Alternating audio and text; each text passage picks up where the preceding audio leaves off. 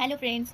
अब आगे हमने पढ़ा था कि हिंदी साहित्य के विभाजन और काल विभाजन और उनका नामकरण जो आचार्य रामचंद्र शुक्ल ने किया था उसके बारे में पढ़ा था। आज हम जो और अन्य कवियों ने काल का विभाजन किया था तो उनके क्या क्या नाम दिए थे, तो आज हम इस वीडियो में उसी को पढ़ेंगे। तो पहले थे हमारे जॉर्ज गियर्सन का काल। जो हमारे जॉर्ज ग्रियर्सन का काल था वो हिंदी साहित्य के इतिहास लेखन की परंपरा की शुरुआत गार्सा दत्ताशी से होती है।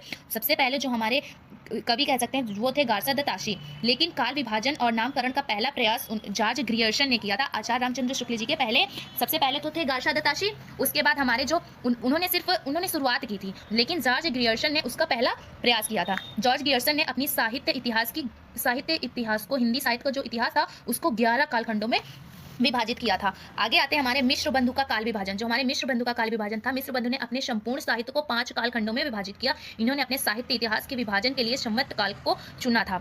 जो इन्होंने 5 काल किए थे वो थे आरंभिक काल, माध्यमिक काल, अलंकृत काल, परिवर्तन काल, वर्तमान काल।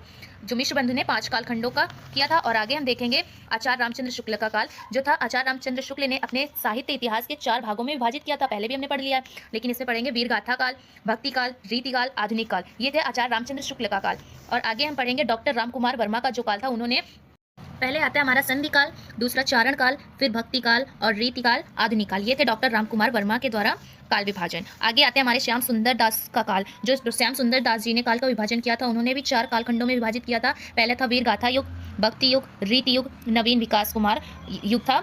इसको नवीन विकास कुमार युग के नाम से जानते हैं। और आगे आते हैं हमारे राम स्वरूप चतुर्वेदी का काल विभाजन। राम स्वरूप चतुर्वेदी का काल विभाजन भी 4 भागों में बांटा गया था, वीर गाथा काल, भक्ति काल, रीति काल और गद्य काल। ये हमारे कवि थे जिन्होंने अपने अपने काल विभाजन किए थे, लेकिन आचार्य रामचंद्र शुक्ल जी का जो काल था उसी को ज़्यादातर सब लोग पढ़ते हैं।